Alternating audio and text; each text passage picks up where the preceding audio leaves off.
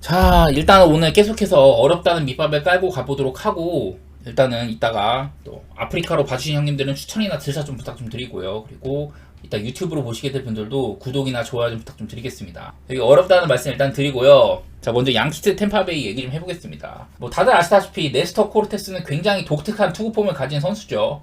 여기 왼쪽에 정리된 것처럼 이러이러한 선수들하는 거. 그리고 이런 특이한 투구폼을 가졌는데 포수와의 합도 상당히 중요합니다. 특히 이 트레비노랑 합을 맞췄을 때 2.73으로 좋은 모습을 보인다. 얘도 이제 홈이랑 원정 차이가 꽤나 있는 편이에요. 양키스 홈에서는 강했다. 이런 것들 나와 있죠. 그리고 이제 애플린 같은 경우는 작년보다 이런 땅볼 컨트롤들이 좀 줄어들었습니다. 작년에 애플린이 사실상 거의 뭐 커리어 하이를 찍었었거든요. 자, 애플린 보면은 이 친구가 사용하는 구종들 일단 싱커, 커브, 커터 이런 식으로 좀 빗맞는 타구를 유도하는 비율이 상당히 높아요. 그래서 작년에 얘가 이제 땅볼 비율이 50%를 찍었습니다. 이런 거를 얘기를 하면서 그 애플린의 특유의 이런 그 제구력 플러스 최대한 빗맞은 안타를 유도하는 능력 이런 것들 때문에 땅볼 비율이 높았었고 안정적인 경기 운영이 가능했다. 그래갖고 커리 하이를 찍었다고 했었는데 문제는 애플린이 뭐 구속도 그렇게 빠른 편이 아니고 상대팀 타자들이 필요할 때 뭐 예를 들어 주자를 쌓았을 때 삼진으로 위기를 모면해야 될 때 그럴 때 좋은 모습을 사실 많이 못 보여줍니다. 그런 점이 아쉬웠었고 올 시즌도 스타트가 그렇게 썩 좋지는 않아요. 작년에 이렇게 싱커나 커브 같은 것들이 고평가를 받은 반면 올 시즌은 아직까지는 피안타율도 높은 편이고 작년에 비해서 보면 여기 BA라고 써있는데요. 여기 보면 BA라는 게 이게 타율이거든요. 해당 구종에 대한 작년에는 애플린의 투심이 2할 오픈 9리 커브가 1할 8푼 5리로 상당히 잘 맞아들었습니다. 하지만 올 시즌에는 333 2타공으로 좋지는 않은 모습이에요. 그래서 양팀 투수들을 봤을 때는 코르테스는 작년에 이제 부침을 겪었지만 부상도 많았었고 올 시즌에는 얼마 전에 8이닝 경기도 하고요. 괜찮은 모습들이 있긴 했다. 애플린도 사실 저는 어느 정도 회복할 거라고 보지만은 글쎄 아직까지는 좋지는 않더라고. 작년 재작년에 이렇게 하드히트 비율이나 이스트 벨로시티, 하드히트 여러 가지 면에서 좋은 모습들을 많이 보여왔다. 현재 올 시즌은 아직은 좀 정신을 차리지 못하는 모습입니다. 여전히 뭐 볼넷 컨트롤 같은 건 좋지만은 그리고 뭐 빠따 같은 거 살펴봤을 때는 이거 제가 여러 번 이거 왼쪽 아래에 있는 표 보는 방법을 맨날 말씀드리고 있는데 자 뉴욕 같은 경우는 오늘 그 홈에서 우완 투수인 애플린 상대를 하고요. 템파베이는 좌완 투수인 코르테스 상대로 원정 경기잖아요. 그래서 양 팀의 올 시즌 OPS 양키스가 738로 8등, 템파베이가 669로 23등인데 이런 조건들 속에서 우완 상대로 홈에서 경기를 한다 뉴욕은 그리고 템파베이는 좌투수 상대로 원정 경기다 이런 경기를 할 때는 이런 식으로 OPS 변화폭들이 꽤나 있습니다. 그래서 따지고 보면은 템파베이 빠따가 좀 길을 쓰기 어려운 날일 것 같다. 그런 것들을 일단 내놓을만 합니다. 뭐 애플린 같은 경우나 이 코르테스 같은 경우나 모두 상대팀에 대한 정보가 조금 있어요. 애플린 같은 경우는 양키스한테 좀 강한 편이었습니다. 통산 5경기 1.86으로 그래도 강한 편에 속했어요. 반면에 코르테스는 템파베이 상대로 썩 좋지는 않았습니다. 작년에 이제 워낙에 템파베이 빠따가 강하기도 했는데 작년에 뭐 4.1이닝 6실점으로 시즌 초반에 털린 적이 있었고 한창 잘하던 2022년 이럴 때는 뭐 7이닝 3실점, 8이닝 1실점 이런 식으로 좋은 모습 보여준 적도 덜어 있었거든요. 아직까지는 좀 표본이 더 필요하긴 한데 오늘 얘기할 만한 건 애플린은 원정에서 약하고 코르테스는 통산 홈에서 3.30으로 원정에 비해서 상당히 좋았다. 그런 것들 좀 고려를 했을 때는 저는 언더 보는 게 가장 나아 보여요. 근데 언더를 또 보려면은 템파베이의 불펜 걱정을 또 해야 되는데 사실 지금 템파베이가 리그 꼴찌 수준의 이런 불펜 방어를 보이고 있지만은 여기는 뭐 콜로라도 쿠어스에서 불펜들이 엄청나게 털렸던 그런 거품도 살짝 껴있는 편이고 저는 뭐 페어뱅크스 같은 애들 언젠가는 올라올 거라고 보고 있기는 하거든요. 그리고 제가 이걸 뭐 따로 보지는 않을 텐데 미리 좀 이렇게 살펴왔습니다. 오늘 이렇게 여러 팀들이 현재 불펜 가용 인원들 이런 게 있잖아요. 이런 것들을 쭉 다 살펴보고 오른쪽 하단에 이렇게 정리를 해놨는데 양키스는 뭐 이안 해밀턴이라든지 불펜 소모가 꽤나 있는 편이다. 클레이 홈즈나 뭐 다소간에 좀 아쉬운 상황이기는 해. 아쉬운 상황이기는 한데 그래도 워낙에 이제 좀 단단하죠 불펜이. 빅터 곤잘레스나 마리나치오 이런 애들도 있기 때문에 가용되는 편이다. 그냥 그런 것들 고려하면은 저는 언더가 가장 나아 보이기는 하네요. 저는 일단 선발 싸움 자체는 오늘 선발 구간에서는 나는 많은 득점이 나올 것 같진 않네. 개인적인 생각은 그렇고 저는 한번 언더 쪽으로 살펴보도록 하겠습니다. 그 다음에 이거는 이제 더블 헤더 첫 경기거든요. 시카고 컵스 대 마이애미 더블 헤더 첫 경기인데 하비에르 아사드랑 지금 러자도가 이렇게 나올 거다.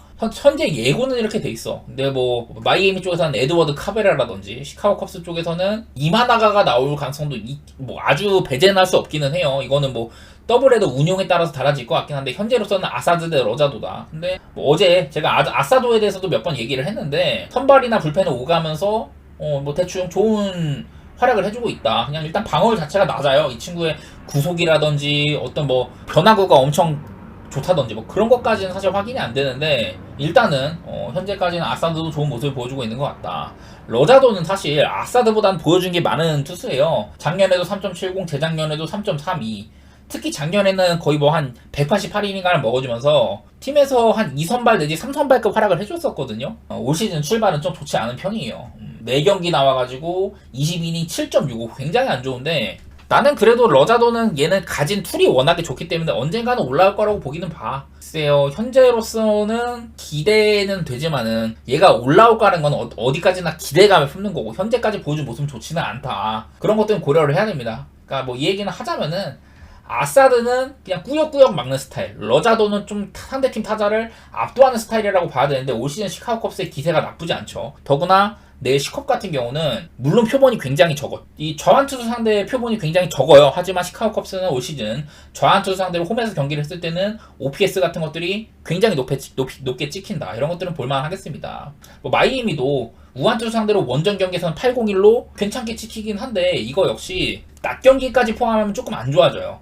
올 시즌 마이애미 빠따 좋지는 않은데 좀 어렵다는 말씀 많이 드려야 될 것 같습니다. 이렇게 여러 가지 지표를 둘러봐도 사실은 꺼냈을 게 별로 없는 그런 날이에요. 그나마 얘기하는 건 이 러자도 같은 경우는 통산 시카고 컵스 상대로는 4경기 동안 2.88 이런 점에서는 뭐 긍정적으로 볼만한 요소들이 꽤나 있는 것 같긴 하더라고요. 그래서 러자도가 방금 시카고 컵스한테 굉장히 강하다고 했는데 시카고 컵스 빠따들한테는 피안타율이 2할 4리 괜찮은 편이었었죠. 뭐 댄스비 스완스한테 8타수 4만타로 조금 약했다고 하지만은 패트릭 위즈덤, 이안 헵, 니코 회너 이런 친구들한테 굉장히 강했었고 벨린저한테도 4타수 2안타 좀 안 좋은 편이긴 했지만은 뭐 그래도 저는 칭찬할 여지가 더 많다고 생각은 되더라고요. 전반적으로 시카고 컵스를 잘 막아왔다 러자도는 그런 점들은 얘기할 만한 것 같고 뭐 불펜 상황은 컵스 쪽이 좀 더 나은 것 같다. 선발 투수도 사실 뭐 방어율만 놓고 보면 아사드가 전혀 꿀릴 게 없죠. 저는 개인적으로 이 경기는 뭐 타자 지표나 뭐 이런 마운드 지표 전부 다 컵스가 조금이나마 앞서 있기는 한데 지표도 조금 부족하고 시카고 컵스나 언더 같은 거 그냥 보고 싶네요. 언더 보는 거는 러자도가 그래도 조금 해주겠지. 그런 기대감이 좀 있는 건데 어렵습니다 이 경기도요. 그 다음에 세인트루이스 대 미러키 미콜라스 보면은 이제 일본 야구에서 돌아서 굉장히 잘했잖아요. 근데 이 야디오 몰레나 은퇴한 몰리나랑 같이 했을 땐 3.18로 굉장히 잘했다. 하지만 다른 포수들랑 합이 맞췄을 때 그때는 좋지 못했어요. 그러다가도 종종 한 번씩 막 이닝 많이 먹고 그런 모습 보여주긴 하는데 올 시즌에는 좋지가 못해요. 현재까지 상황도 썩 좋지도 않고 미러키의 DL 홀 이 친구는 코빈 번스 트레이드의 이제 반대급부로 미러키로 왔는데 미러키가 워낙에 지금 선발이 빵꾸가 많다 보니까 선발로 쓰이고 있습니다. 이 친구의 뭐 공 같은 것들은 썩 그렇게 둘러볼 건 없어요. 워낙에 표본도 적고 작년에야 이제 겨우 이제 빅리그에 콜업돼갖고 몇 번 뛰었는데 오른쪽에 있는 지표도 뭐 적어놨습니다. 낮 경기 때 약했고 밤 경기에 강하다. 근데 오늘은 낮 경기죠. 그리고 뭐 좌타자 상대로는 약했었고 좌타자 상대로는 그나마 괜찮고 우타자한테는 되게 약했다. 이런 것들 많이 있는데 이런 것들은 표본이 워낙 적어가지고 딱히 볼 게 없기는 해요. 그래서 뭐 눈에 들어오는 거는 그냥 빠따상으로는 미러키 쪽이 조금 더 나은 것 같다. 그런 얘기들은 해볼만 할 것 같네. 미콜라스는 통상 미러키 빠따들한테 3할 4리로 굉장히 약한 편에 속해요. 보면 이제 윌리 아다메스한테 3할 그리고 윌리엄 콘트레라스한테 6타수 4안타 5할 사이프렐릭 이런 친구들한테 6타수 2안타 여기 말고도 올 시즌에 미러키 젊은 선수들 연차가 그 적은 선수들이 굉장히 잘해주고 있다는 얘기들을 많이 했는데 빠따상으로는 미러키가 세인트루이스보다는 낫죠.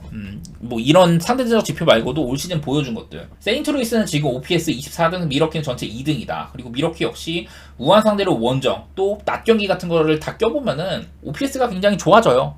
이런 것들 때문에 그냥 나는 오바 보고 싶네. 일단은 선발 투수가 조금 만만하다. 특히 세인트루이스 입장에서도 어제 프레디 페라타보다는 이 홀이 더 공략할 만한 투수라고 보여요. 미콜라스는 미러키 애들한테 약했다는 것들 그런 것들도 있고 해가지고 저는 일단은 오바 쪽으로 보기는 봅니다. 그리고 불펜상으로도 미러키가 이제 좀 보면 제가 주전급 불펜들이 아쉬움이 있다고 했는데 미러키는 어제 페이엠스, 맥일, 페게로, 하비 밀더 이런 친구들을 다 썼습니다. 그래서 사실 남아있는 불펜들 중에 뭐 필승조급 그런 친구들은 얼마 없는 편이에요. 작년에 잘했던 브라이스, 윌슨 이런 애들이 있긴 합니다만은 뭐 WHIP 괜찮죠. 이런 친구들이 있긴 하지만은 오늘 미러키가 승리를 하고 싶다면 연투를 부여해야 되는 상황입니다. 일단 저는 오바 쪽으로 한번 내다보도록 하겠습니다. 이 경기는요. 그 다음에 샌프란시스코 대 애리조나. 자, 일단 잭 갈렌이 통상 샌프란시스코전을 그렇게 잘 치른 편은 아니었어요. 되게 많이 만나긴 했는데 올 시즌 스타트도 나쁘지 않은 편인데 통상 샌프란시스코한테는 지금 최근 10경기 동안 4.50입니다. 4.50. 실점도 적지도 않고.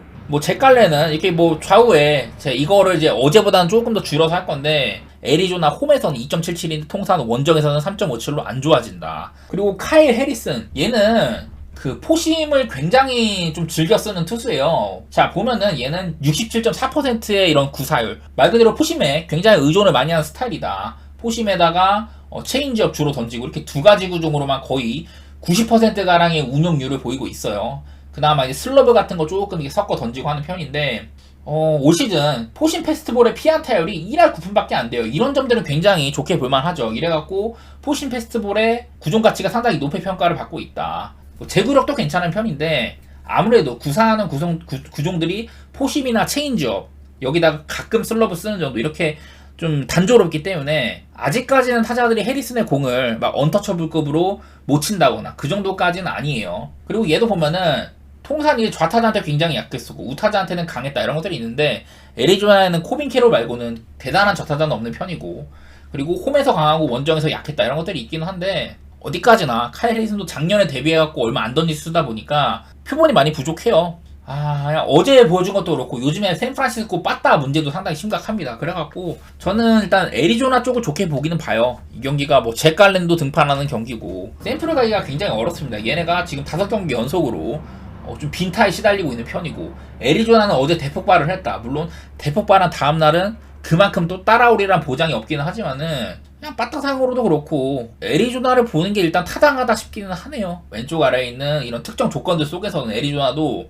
아주 긍정적이지만 않아갖고 저는 언더도 한번 생각은 하고 있거든요. 참 어려운 경기입니다. 이거는 뭐 애리조나의 배당이 그나마 좀 맛있어하고 가는 건데 잭 갈렌이라는 꾸준한 이런 좀 좋은 모습을 보여주는 투수 카일 해리슨 나름대로 좀 전망이 밝긴 한데 현재까지 보여준 건 좀 적은 것 같다. 아직은 믿음직스럽지는 않다. 애리조나 배당이 1.7 정도 되면 저는 가는 게 맞다고 생각이 들더라고요. 이 경기는요. 언더는 좀 깨름직하고 그 다음에 필라델피아 대 화싹. 일단 휠러는요 제가 이용하는 사이트에서 몇몇 투수들을 굉장히 고평가를 합니다. 뭐 예를 들어 어제 코빈 번스라든지 오늘 나오는 잭 휠러도 이 사이트가 굉장히 좋아하는 유형의 투수예요. 이 친구가 던지는 구종 같은 거 96에서 7마일이 나오는 포심 패스트볼로 던진다. 훌륭한 스토프를 가지고 있고 그리고 뭐 싱커라든지 스위퍼, 스플리터 이런 것들을 많이 쓰는데 이제 재작년에서 작년까지는 커터 활용 빈도가 굉장히 높았는데요. 이제 올 시즌부터 스플리터, 포크볼을 장착을 했고 작년부터 또 스위퍼를 많이 던지거든요. 그러면서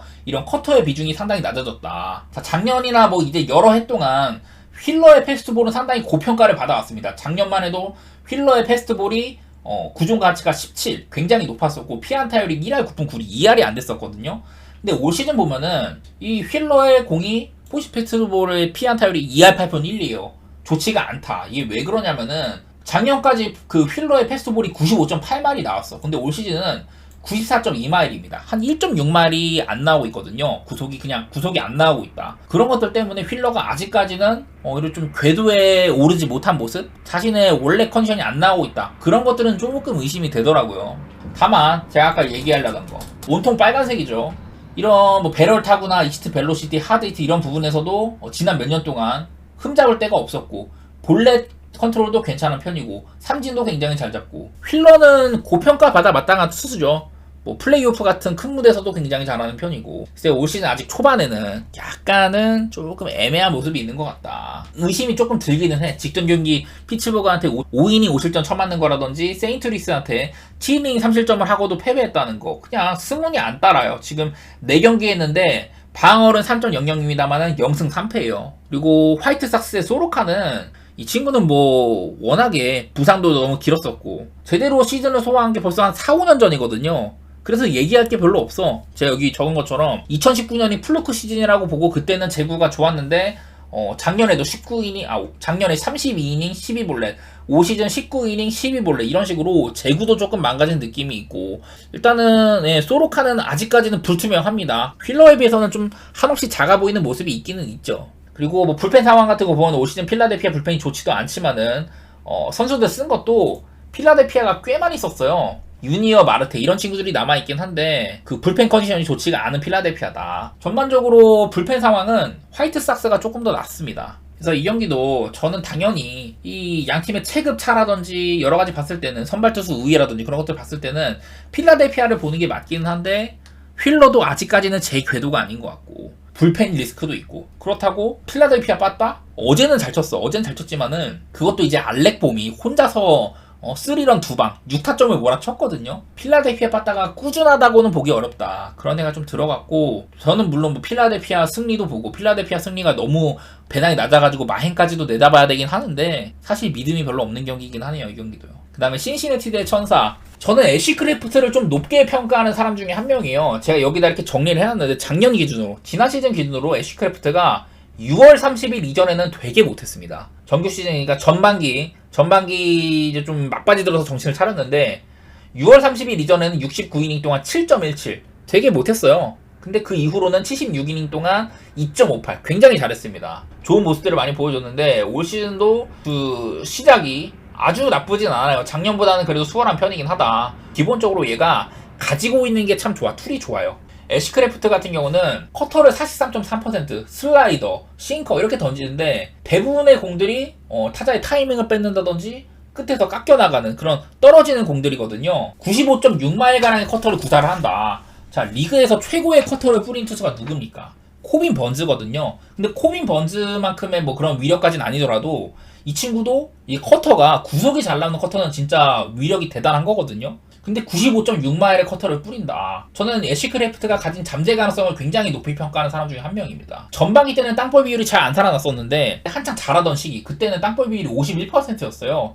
그리고 올 시즌도 시즌 초반에 50% 정도의 땅볼 비율을 보여주고 있다. 나는 약간 이런 점들을 칭찬하고 싶더라고. 다만 이 친구도 이 신시내티 홈구장 그레이트 아메리칸 볼파크가 굉장한 타자구장인 편이기 때문에 얘도 홈보다는 원정에서 조금 잘했고요. 오늘 경기가 이제 또 밤 경기인데 낮에는 존나 못했었고 밤에는 잘했다. 이런 것들도 눈에 띄긴 하더라고요. 물론 애쉬크래프트 역시도 얘도 통산 이닝 같은 거나 소화된 연차 이런 것들이 적다 보니까 이런 지표들이 아주 막 신뢰가 높은 그렇게는 얘기하기 힘들긴 합니다. 그리고 패트릭 산도발 일단은 제구가 조금 안 좋아. 그 이제 장타 억제 같은 거는 잘하거든요. 배럴 타구 비율이나 이스트 벨로시티, 하드 히트 그러니까 빗맞은 타구를 많이 뽑아내기는 한다. 하지만 안 좋은 수준의 이런 그 볼넷 비율 이런 것들을 보여주고 있고 패스트볼 스핀이 되게 하위권이잖아요. 한마디로 패스트볼 그 회전수가 상당히 적다. 그래서 이런 저항력 같은 게 부족하다는 거죠.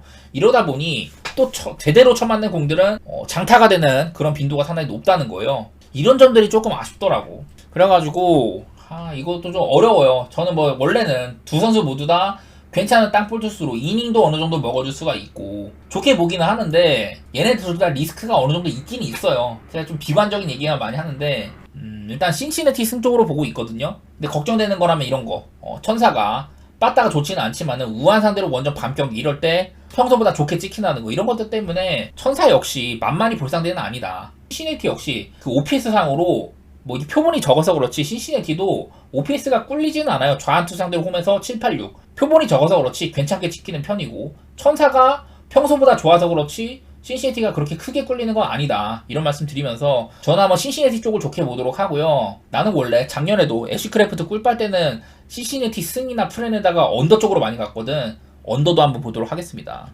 켄자 대 볼티모어 경기. 저는 여러 차례 콜 레이건스에 대한 칭찬을 엄청 많이 했었어요. 이거 하나 일단 봅시다. 2022년 콜 레이건스의 포심 구속이 92.1마일이었었거든요. 작년에 96.5마일로 4.4마일가량의 상승을 했습니다. 이거는 좌완 투수가 그 포심 페스티벌 구속이 7kg가 올랐다는 거는 말도 안 되는 이런 천재지변급 변화거든요. 그래갖고 단숨에 콜 레이건스가 한 팀의 에이스급으로 급부상을 했다. 작년에 캔자스시티 이적하고선 레이건스가 선발로 나왔을 때는 정말 잘해줬었죠. 그래도 뭐 아직까지는 뭐2 같은 것들은 좋아 보이는데 이렇게 뭐 서번트 상으로도 굉장히 좋게 찍히긴 하는데 아직까지는 그래도 의문부가 조금 있긴 합니다. 완성형 투수까지는 아니고 반대로 오늘 상대하는 코빈 번즈는 그야말로 완성형 투수죠. 오히려 레이건스보다도 지표상으로는 좋아요. 뭐 예로 말할 것 같으면 일단 커터, 리그 최고의 커터를 구사한 수는 현재 시점에선 코빈 번스다 그런 얘기를 했는데 통산 이런 땅볼 비율이 상당히 높은 투수입니다. 안정감 있는 경기 운영을 할 수 있다는 뜻이고 왜 커터를 쓰게 됐냐면 옛날에 지난 2021년, 2022년, 2023년 그리고 올 시즌까지 전부 다 커터의 구종 가치가 굉장히 높게 찍힙니다. 여기 빨갛게 진하게 있는 게 되게 좋은 건데 커리어 초반 2018년, 2019년 이때는 포심을 주로 던졌었는데 2019년에 포심이 깨안타율 4할 2푼 5리로 거하게 처망하면서 포심을 버립니다. 파랗게 진하게 있으면 엄청 안 좋았다는 거거든. 포심이 말 그대로 개쓰레기다 이런 건데 이렇게 포심이 거하게 망한 뒤로는 그 다음 시즌부터 커터를 비로소 채용을 하게 돼요. 이러면서 사이영급 투수로 거듭나게 됐었죠. 코빈 번즈가. 그래서 이런 것들 보면 2019년까지는 여러 가지로 아쉬웠지만은 그 이후 대부분 지표가 빨간색이다. 사이용도 수상도 했었고 올 시즌은 아직까지는 이런 배럴 타구라든지 익스트 벨로시티, 하드 히트 여러 가지 면에서 아쉬운 모습이긴 하고 그리고 볼넷 컨트롤 같은 것들 작년에 볼넷 컨트롤 같은 게 아쉬웠는데 올 시즌은 좀 수복을 했고요. 아무래도 코빈 번즈는 제자리를 찾아야 할 가능성이 높다. 여전히 커터에 위력이 건재한 편이고 저는 뭐 두 투수 모두 다 그러니까 좋게는 본다는 소리예요. 양 팀의 오늘 불펜 상황도 나쁘지가 않고 다만 이제 걱정인 거는 볼티모어가 올 시즌 좌투수를 상대로 했을 때 이렇게 OPS가 안 좋게 찍힌다는 거 이런 점들이 좀 리스크인 셈이죠. 저는 그래갖고 이 경기를 가야 된다면 나는 언더 말고는 갈 게 없을 것 같아. 지금 뭐 빠따상으로도 물론 볼티모어도 이게 라인업만 봤을 때 뭐 마운트 캐슬, 거너 핸더슨, 러치맨 그냥 다 이렇게 유망하고 픽순위 높고 그런 친구들 많았잖아요. 근데 볼티모어 빠따가 그렇다고 해가지고 막 리그를 지배할 정도였냐? 그건 아니거든요. 그냥 한 10위권 정도 OPS에 그쳤단 말이야. 올 시즌도 시즌 초반에는 오락가락 많이 하는 편이고 지금은 OPS 3등으로 찍혀있긴 한데 좀 오락가락을 많이 하는 편이에요. 나는 그런 점들이 조금 걸리네. 그래서 그냥 이 경기도 저는 언더 아니면은 갈 게 없을 것 같아요. 근데 또 요즘에 물부가요. 뭐 선발 투수가 이게 휘황찬란하다고 해가지고 언더가 또 뜨지도 않아.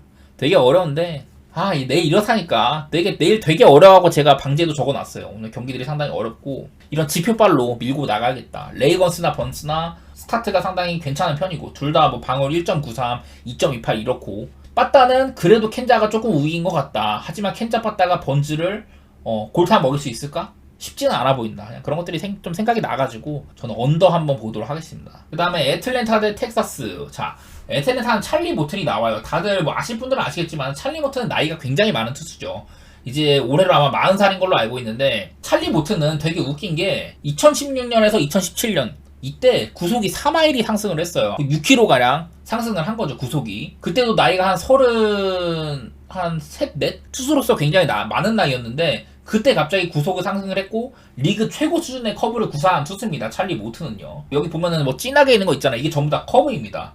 지난 몇 년 동안 찰리 모튼의 커브는 계속해서 좋은 평가를 받아왔었고 여기다가 96마일, 56마일 가량의 포심이 합쳐지면서 엄청난 위력을 발휘를 했었죠. 다만 올 시즌은 이제 나이도 많고 그래서 그런지는 몰라도 이제 나이도 많고 하니까 구속이 떨어지기 시작하는 건가? 찰리 모튼이 커브는 훌륭합니다만 그 커브를 받쳐주려면은 이 패스트볼이 압도적이어야 되는데 약간 그런 위력이 좀 떨어진 게 아닌가 그런 생각이 조금 들더라고요. 그래서 올 시즌 찰리 모튼은 사실 걱정이 조금 있다. 워낙에 나이도 많아갖고 언제 훅 가도 이상하지 않은 나이고 약간 찰리 모튼은 저는 걱정이 되는 편이긴 하네요. 그리고 뭐 이오발디 같은 경우는 제가 뭐 지금 텍사스의 에이스라고 많이 말씀을 드렸었어요. 이오발디 같은 경우도 얘가 스플리터를 한 2021년쯤인가 그때 장착을 했는데 선발인데도 평속이 98마일이었어. 그랬는데 요즘에는 조금 떨어지긴 했다. 그래도 96마일의 포심을 뿌리고 스플리터가 자리를 잡으면서 작년에도 텍사스 에이스로 군림을 했었죠. 커브나 커터 같은 거 섞어 던지고 그냥 이오발디는 길게 얘기할 거 없이 텍사스 에이스입니다. 저는 좀처럼 무너뜨리기 힘든 투수라고 생각을 하거든요. 올 시즌 초반 포스도 이오발디가 나쁘진 않고 직전 경기 휴스턴한테 6이닝 5실점으로 털리긴 했지만은 선발 투수 리스크는 애틀랜타가 오히려 있는 편인 것 같아요. 뭐 빠따 같은 거 보면은 애틀랜타가 지금 OPS가 굉장히 좋게 찍히고 텍사스는 9등 정도 이렇게 나와 있는데 애틀랜타는 결국 이 경기를 승리를 하려면 이오발디를 무너뜨려야 되거든요. 글쎄 어제도 사실 홈런이 4방이나 터져서 그렇지 안타는 6개밖에 없었어. 텍사스도 안타 6방이었었고 저는 이게 되게 어렵게 생각은 드는데 어제 매치업보다는 텍사스가 조금 더 자신감을 갖고 치를 만한 경기가 아닌가. 그리고 워낙에 좀 일방적인 경기였다 보니 양팀 다 불펜 소모는 그렇게 많지 않았었거든요. 나는 이거 한번 좀 역배 쪽으로 바라보려고 텍사스 쪽 좋게 본다는 소리죠. 물론 찰리 모틀이 잘할 수도 있겠지만은 이거는 투수면에서 이오발디가 앞서 있는 것 같다. 또 애틀랜타도 현재까지 진짜 유일한 8점대 OPS 팀이긴 한데 작년같이 그렇게 압도적이라고 할 수는 없을 것 같다. 전체적으로 물부가 올 시즌에 빠따들이 작년이 엄청난 그 타고 투저 시즌이었었고 올 시즌은 그 정도는 아니거든요. 그냥 애틀랜타 혼자 약간 아웃라이어 느낌으로 잘하고 있는 편이긴 한데 저도 한번 이오발디 한번 믿어보도록 하겠습니다. 이 경기요. 텍사스 프렌 쪽 보고 최대 텍사스의 역배까지도 한번 도전은 해보고 싶은 경기네요. 샌디에고 대 토론토 경기. 내일은 이제 샌디에고는 바스케스, 토론토는 베리오스가 나오는데 작년 양키스에서 바스케스가 거의 뭐 기회를 많이 못 받았습니다. 그나마 좀 롱릴리프라든지 선발 땜빵 이런 것들을 했었는데 양키스에서 결국 자리는 없었었죠. 뭐 가지고 있는 공 자체는 괜찮아요. 뭐 포심 어느 정도 던지는 편이고 뭐 싱커, 커터 주로 이렇게 패스트볼 위주로 많이 쓰고 스위퍼나 체인지업 이런 거 쓴다고 하는데 4월달에 마이너리그에서 3경기 동안 7.94였거든요. 근데 지금 샌디우가 선발진에 이런 좀 구멍도 많다 보니까 올려서 쓰고 있긴 한데 사실 믿음직스럽지는 않아요. 마이너리그 마지막 경기 때 잘해가지고 올린 거나 뭐 그런 것도 아니고 최근에 마이너리그에서 되게 안 좋았는데 일단 콜업은 했다. 불안합니다. 반면 베리오스 올 시즌 지금 4경기 동안 1.05거든요. 존나 잘해.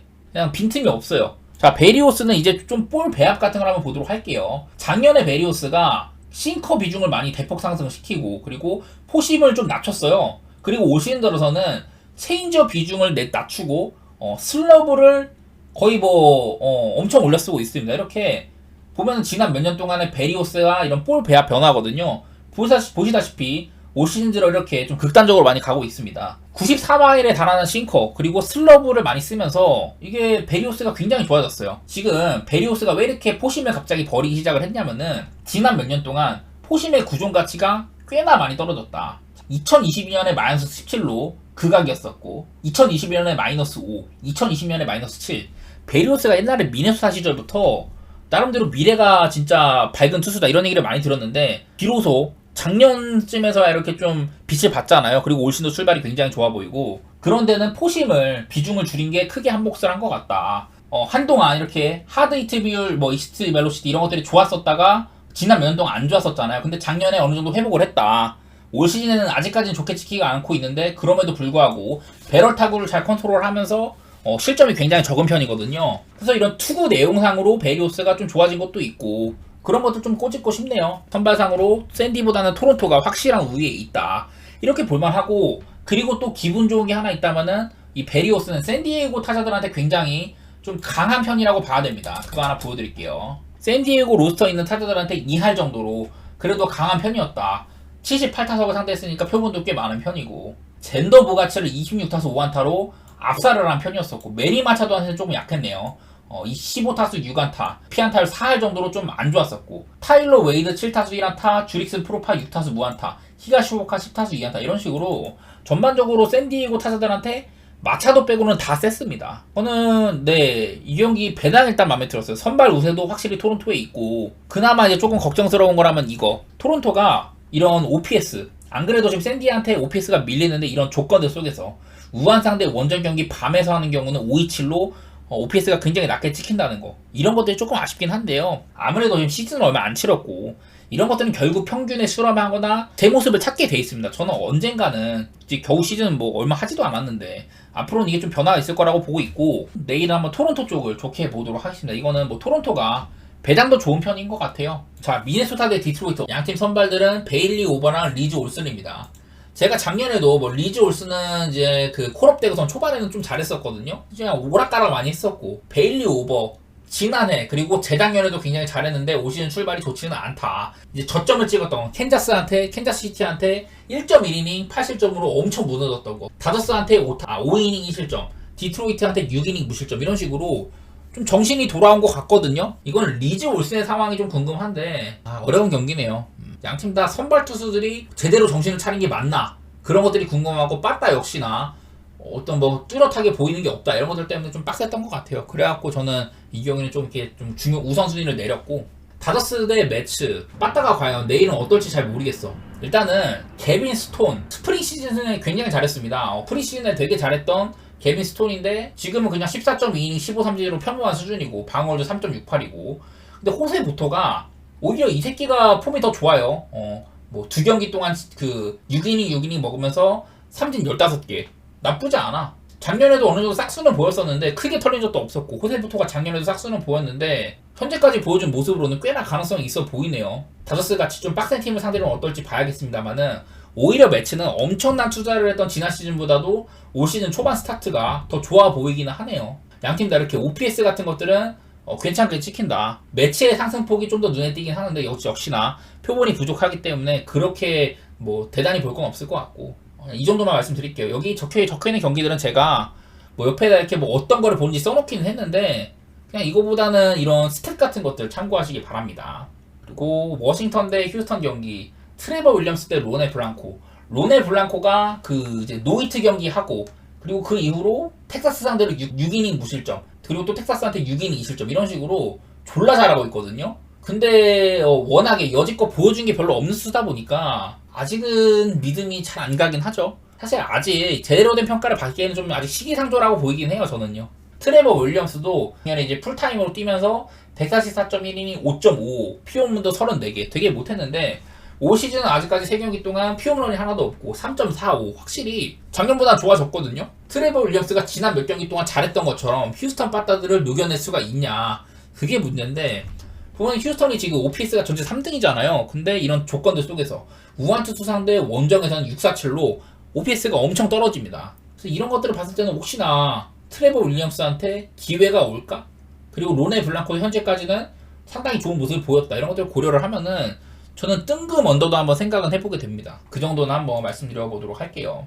뜬금 언더 한번 생각해보도록 하고 피츠버그 대 보스턴 커터 크로포드 그리고 미치 켈러가 나오는데요. 미치 켈러가 시즌 초반에 존나 못하다가 최근 2경기 동안 6이닝 2실점, 7이닝 2실점으로 그래도 호전된 상태예요. 커터 크로포드도 꽤 잘하고 있어요. 4경기 동안 뭐 이닝은 많이 못 먹었어도 0.42 그냥 실점 자체가 굉장히 적으니까 기대 이상의 피칭을 보여주고 있는데 이게 보스턴이 슬슬 빠따 잠재력을 보여주고 있는 것 같기도 하고 작년에도 그렇고 맨날 홈에서는 존나 잘 치고 원정에서는 못 친다. 이게 보스턴의 약점인데 올 시즌은 아직까지 뚜렷한 이런 그 그림이 잘 안 나와요. 그래서 저는 여전히 물브는 이런 표본들이 많이 필요하다 이런 주장을 하고 있는데 일단 저는 보스턴 쪽을 좋게 보도록 하겠습니다. 크로포드를 좀 더 믿는 거 그리고 피츠버그는 팀 이런 사이클상으로 시즌 초반에 갑자기 치고 나갔다가 요즘에 좀 떨어지는 모양새다. 그나마 에이스인 켈러가 조금 제 모습을 찾긴 했지만은 그걸로는 좀 부족해 보인다. 그런 생각 해보도록 할게요. 어렵습니다. 어려워요. 그리고 클브 대 오클랜드 로건 알렌 대 알렉스 우드인데 일단은 알렉스 우드는 개판입니다. 같이 이제 팀으로 건너온 오클랜드로 건너온 스트리플링이 굉장히 잘하고 있는 반면 알렉스 우드는 그 정도는 아니잖아요. 이닝도 못 먹고 실점도 많이 주고 로건 알렌 작년에는 제가 로건 알렌, 뭐 개빈 윌리엄스, 테너 바이비 이렇게 클리블랜드가 내놓은 3명의 신인급 선발 투수들이 다 잘했었다 이랬는데 올 시즌 초반 모습이 썩 좋지는 않아요. 지금 최근 2경기 동안 4이닝 5실점, 5.2이닝 4실점 이런 식으로 로건 알렌이 썩 잘하고 있지 못하거든요. 저는 일단은 오바 쪽으로 보긴 합니다. 경기 오바 보는 거는 클리블랜드에 빠다가 시즌 초반에 기세가 괜찮다는 거. 오클랜드는 사실 잘 치지는 못해요. 여기 보면은 컨디션 OPS 이런 것들도 오히려 안 좋게 찍히는 편인데 그냥 요즘 로건 알렌이 점수를 꽤나 주길래 그냥 그런 거 같아. 7.5 정도면 그래도 좀 낮은 것 같고 기준점이 저는 이건 기준점이 조금 낮은 거 그거를 한번 노려보도록 하고 오바 쪽으로 보도록 할게요. 다만 이렇게 양팀 다 의외로 오클랜드 불펜이 올 시즌 3등입니다. 전체 작년에는 그냥 노답으로 전체 꼴등이었는데 오클랜드 불펜이 전체 3등입니다. 오클랜드가 여러가지 면에서 지금 저평가를 당하고 있는 중인 것 같아요. 이거보다는 경기 내용이 좋은데 저는 한번 오바 쪽으로 보도록 하고요. 그 다음에 뭐 시카고 컵스 대 마이애미 이거는 더블헤더 2차전이라고 어차피 배트맨도 없는데 뭐 그냥 굳이 얘기를 하자면은 시카고 컵스가 선발 투수가 압도적인 우위죠. 지금 이마나가는 포신 페스트볼이 지금 리그에서 가장 좋다고 평가받는 투수 중에 한 명이고 그리고 마이애미 선발 무노즈는 누군지 모르겠습니다. 아마 그냥 올라 쓴 것 같은데 선발 차이가 확연하게 본다. 그 정도 얘기는 해드리도록 하고 콜로라도 대 마이애미 경기 이게 뭐 다코다우스인데 카스티오인데 올 시즌 카스티오가 굉장히 못하고 있습니다. 지금 개막전부터 4경기 동안 5이닝 4실점, 5.2이닝 4실점, 5이닝 4실점, 6이닝 3실점 이렇게 해가지고 5.82 4경기 21.2이닝 이닝도 그렇게 많이 먹지도 못했었고 방어율도 안 좋은 모습이에요. 사실 카스티오가 재작년에도 그렇고 작년에도 그렇고 한 번씩 거하게 털릴 때는 있었지만은 얘는 퀄리티 스타트를 굉장히 잘해주는 피처잖아요. 근데 아직까지 올 시즌 한 번도 퀄리 스타트를 하지 못했다. 그게 가장 걸리네. 더구나 내일은 이제 콜로라도 쿠어스 필드라는 점인데 통상 쿠어스에서는 2경기 동안 11.57 물론 뭐 좀 옛날 전적이긴 한데 17년이랑 21년 전적이긴 한데 어쨌든 쿠어스 필드에서 나쁜 기억밖에 없는 카스티오다. 이런 것도 고려를 하면은 내일 카스티오가 쿠어스에서 콜로라도 바다를 제압한다기보다는 털릴 가능성이 높아 보이긴 하거든요. 그래갖고 그냥 이것도 좀 우선순위 그런 것들 낮췄던 것 같네요. 이 경기도. 자, 이제 느바는 본격적으로 플레이오프 1라운드가 시작이 됩니다. 굉장히 매치업들이 어려워. 계속 어렵다는 소리만 계속 하는데 일단 클리블랜드 대 올랜도 정규 시즌 막바지에는요 클리블랜드가 졸라 못했었죠. 그리고 지난 몇 년 동안 이 미첼은 플레이오프에서 상위 라운드를 그렇게 뚫은 적이 많이 없어요. 다만 이 상대가 올랜도 플레이오프 경험도 별로 없고 뭐 클리블랜드가 순위상으로나 여러가지 면에서 그렇게 꿀릴 건 없는 팀이다. 왜냐면 올랜도는 일단 홈이랑 원정 격차가 굉장히 심한 팀이에요. 내일도 원정인데 홈에서는 득점이 4점 원정이 한 7점가량 좋아지는 편인데 반대로 원정 가면 한 11점가량 12점가량 마이너스가 된다는 소리죠. 그런 일단 아쉬움이 있는 팀이고 사실 올랜도가 선수 구성은 굉장히 좋다고 봅니다. 저는요. 일단 뭐 앞선 수비 라인부터 석스나 해리스 같은 훌륭한 수비수들에다가 바그너, 벤케로, 웬카주 전반적으로 이런 탱탱한 그런 라인업까지 갖추고 있다. 튼튼한 라인업까지. 반면에 클리블랜드는 모블리랑 알렌을 가졌음에도 최근 들어서는 이런 수비적인 이점이 거의 나오지 않고 있다는 거. 그런 것들이 아쉬워요. 올 시즌 정규 시즌에도 그 2대2로 양팀의 상대 전적은 동일했었고 그냥 나는 솔직히 말해서 정규 시즌 막바지의 모습들 특히 이 올랜도가 미러키 상대로 선전했던 것들 그런 것들을 기억을 하면은 나는 올랜도 쪽을 보고 싶긴 해. 뭐 클리블랜드가 인디애나와의 상당히 중요했던 경기에서 풀주전을 내갖고 129대 120으로 승리를 했다.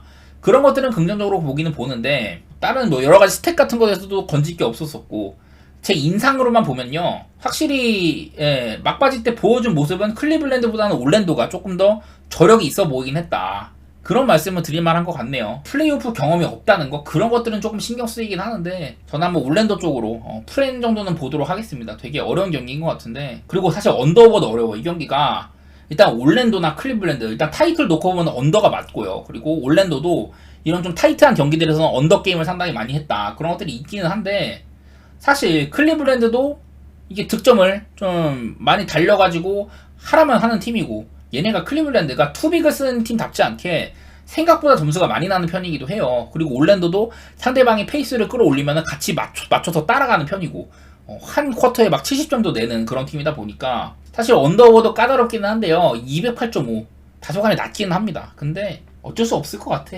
이거는 언더를 가는 게 일단은 맞아 보입니다. 플레이오프라는 특성도 그렇고 어렵지만 저는 언더 쪽으로 보고 올랜도의 프렌 쪽으로 한번 보도록 하겠습니다. 어렵네요 참. 올랜도가 이게 원정 올랜도는 솔직히 손이 안 가는데 홈이랑 원정이랑 격차가 매우 크다 보니까 정규 시즌 막바지 때 보여준 거는 근데 올랜도가 맞는 것 같아 나는.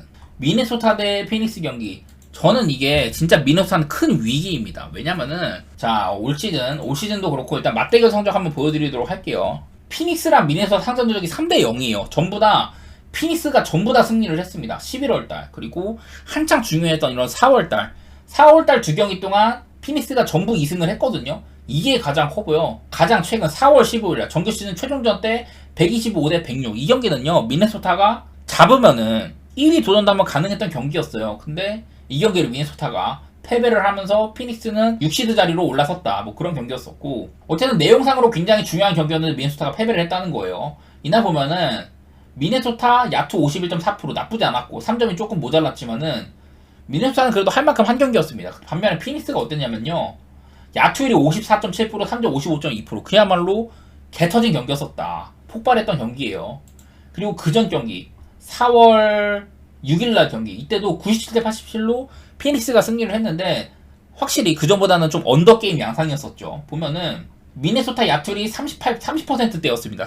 3점이나 야투나 전부 다 40%가 안 됐었고 피닉스도 마찬가지로 야투가 되게 안 터진 날이었었는데 두 경기에서 보이는 미네소타의 문제점이 뭐였냐면은 턴오버입니다. 턴오버. 가장 최근 경기에서 미네소타는 무려 24번의 턴오버를 저질렀어요. 이날 앤서니 에드워즈나 칼 앤서니 타운스 이런 애들 둘이 합쳐갖고 팀에서 가장 많은 공격 이런 포지션을 가져가는 두 명이 합쳐서 10개의 턴오버를 저질렀다. 자연스럽게도 이렇게 턴오버가 많으면은 상대팀한테 공격권을 빼앗기게 됩니다. 그래갖고 그 미네소타가 106점을 기록을 했지만은 야투 시도는 70번밖에 안 됐어요. 그리고 피닉스는 상대팀의 이런 실책들을 받아 먹으면서 총 86회, 미네소타보다도 16번이나 더 많은 공격 시도를 했다. 오펜시브 리바운드도 많이 땄고, 그래가지고 이 경기는 미네소타가 질 수밖에 없는 경기였었어요. 제가 말씀드리고 싶은 건 뭐냐면은, 상성상으로 미네소타는 투빅을 쓰고 고베어라는 훌륭한 이제 인사이드 잠그는 선수를 가지고 있는데, 피닉스는요 얘네가 좀 미드레인지의 팀이거든요. 3점도 많이 쓰기도 하고, 왜냐면 부커나 빌, 듀란트 전부 다 미드레인지 장인이잖아. 이런 애들 상대로는요 고베어가 별로 할 게 없죠. 그나마 이제 컨테스트 같은 거 이렇게 좀 슈팅 어렵게 만드는 그런 거 말고는 사실 별로 할 게 없어. 그래갖고 사실 피닉스가요 미네소타를 어쩌면은 역배 업셋까지도 할만하다, 저는 그런 생각까지도 하고 있긴 하거든요. 근데 워낙에 정규 시즌에 보여준 것도 있고, 미네소타도 앤트맨이랑 타운스가 그때는 포지션을 많이 날려먹었지만은 콜리 중심으로 조금 이제 반듯한 오펜스, 좀 세트 오펜스를 한다면은 충분히 미네소타는 훌륭한 수비력을 바탕으로 상대팀을 이렇게 좀 서서히 조여갈 수 있는 그런 팀이다 보니까 저는 그냥 언더 한번 보도록 하겠습니다. 이거는요. 나는 진짜 이거 승패는 나는 7경기 동안 피닉스가 어떤 일을 저질러도 안 이상하다고 생각해. 미네소타는 반드시 이거 사실 피닉스를 만나면 안 됐거든요. 상성이 너무 안 좋아가지고. 근데 미네소타가 지들 스스로 최종전에서 피닉스 패배하면서 3등으로 내려앉은 것도 있고, 자업자득이죠 뭐. 그 다음에 뉴욕 대 필라델피아, 여기도 정말 어렵습니다. 필라델피아가 엔비드가 빠진 구간 동안 나락으로 가면서 플레이인까지 갔고, 필라델피아가 확실히 엔비드가 돌아오고 나서 전반적인 이런 경기력이 좋아진 건 맞아요. 밑에 보면은 최근 5경기, 여기는 뭐 플레이인도 포함되어 있는 거고, 최근 5경기 동안 필라델피아가 공수 양면에서 훌륭한 모습을 보여주긴 보여줬다. 뉴욕은 반대로 그전보다 수비가 안타까워졌고 오히려 공격이 나아진 모습, 본인들의 이런 정규 시즌 색깔보다는 좀 다른 경기들을 많이 했는데, 저는 일단 이거는요, 전 뉴욕 쪽을 일단 승리를 보는 거는 확실히 엔비드가 지금 정상이 아니에요. 지난번 마이애미전도 그렇고 엔비드 특유의 골밑에서 이런 인사이드 파괴력, 그런 것들도 조금 떨어지는 것 같고, 사실 지금 부상에서 완벽하게 회복한 모습이 아닌 것 같습니다. 저는요. 물론 엔비드가 괴수는 맞아. 나오기만 하면 상대팀한테 부담을 지워줄 수 있고 그런 선수는 맞는데, 그래서 뉴욕 입장에서는 본인들의 자랑하는 이런 끈덕진 수비력, 그런 것들을 충분히 활용한다면은, 이런 메시 같은 애들 잘 묶어 놓는다면은 충분히 해볼만 하다, 그런 생각이 좀 드네. 물론 필라델피아도 직전 경기 봤다시피 그 경기의 주인공은 바툼이었었잖아요. 마이애미와의 경기에서 그날 바툼이 3점 슛도 엄청 꽂았지만은 그냥 여러가지 면에서 필라델피아가 필요로 하는 모든 부분을 채워줬었다. 우브레도 굉장히 잘했었고, 요즘 우브레가 상대팀의 뭐 에이스 그 맨마킹 같은 것들도 굉장히 잘해주고 있는데, 사실 뉴욕도 브런슨이 조금 묶이면 빡센 팀이기는 해요. 그래서 저는 일단 이거 언더 쪽 보도록 하고, 승리하는 쪽은 일단 뉴욕 쪽으로 한번 픽해 보도록 하겠습니다. 저는 이게 다른 것보다도 나는 엔비드가 진짜 정상 컨디션이면은 충분히 뉴욕을 박살낼만도 한데, 확실히 정상 컨디션이 아니다, 그게 제일 눈에 들어왔던 것 같네요. 저는요. 내일도 뭐 여기 최대 퀘셔너블이다 이렇게까지 적혀있긴 한데, 제가 봤을 때는 확실히 정상 컨디션이 아니더라고. 물론 뭐 맥시라든지 뭐 다른 우브레 같은 애들이 날아다녀 준다면 잘할 수 있겠지만은, 저는 뭐 올 시즌 진짜 솔직히 말해서 동부에서 가장 좋아하는 팀들 간의 대결입니다. 그래갖고 얘네들이 1라운드에서 만난 게 참 아쉬운데, 특히 또 얘네들의 경기를 많이 봤거든요. 뉴욕이랑 필라델피아를. 그래갖고 더 어려운 것 같기도 한데, 저는 뉴욕 쪽으로 그리고 언더 쪽으로 한번 이렇게 살펴보도록 하겠습니다. 덴버 대 레이커스는 그나마 다른 경기들보다는 쉽게 얘기하면 하죠. 작년 컴파에서도 덴버가 무난하게 처발랐고, 올 시즌에서도 정규 시즌 3대 0이었다. 솔직히 말해서 별로 그냥 이렇게 무난하게 보수적으로 접근하는 게 가장 맞는 경기인 것 같아요. 덴버가 홈이기도 하고 정규 시즌 막바지 때 그 애들한테 대부분 휴식도 많이 줬다, 그런 것도 그렇고, 레이커스는 뭐 막바지 때 앤서니 데이비스 부상도 많이 좀 잔부상도 있었고, 르브론도 몸이 안 좋아갖고 못 뛴 적도 있었고 막 그랬잖아요. 중요한 경기에서는 레이커스가 많이 활약을 해주긴 했는데, 덴버급 상대로는 그게 쉽지는 않을 거다, 이런 생각들을 해보게 되네. 작년에도 레이커스가 진짜 밑바닥부터 계속해서 막 올라와가지고 대단한 모습 보여준 건 맞는데, 결국에는 덴버라는 벽에 부딪혔잖아요. 근데 올 시즌에는 아쉽지만 여기까지라고 봅니다. 저는 덴버가 뭐 올 시즌 승수 같은 거는 작년에 비해서 아쉽긴 합니다만은 압도적이었어요. 요키치의 활약도 그렇고 전반적으로 좋았다고 생각이 들고, 레이커스가 좀처럼 덴버 상대로 힘을 못 썼다는 점들, 그런 것들도 고려를 해가지고, 왜냐면 이게 앤서니 데이비스가 요키치 상대로는 본인의 역량을 발휘를 잘 못하더라고. 그런 것도 있고 해서 저는 한번 덴버 쪽으로 좋게 보고요. 그리고 레이커스의 올 시즌 특성, 상당히 좀 빠른 템포의 농구를 한다, 그런 것들을 고려하면은 이 경기는 한번 오바로 볼 여지도 있는 것 같긴 하더라고요.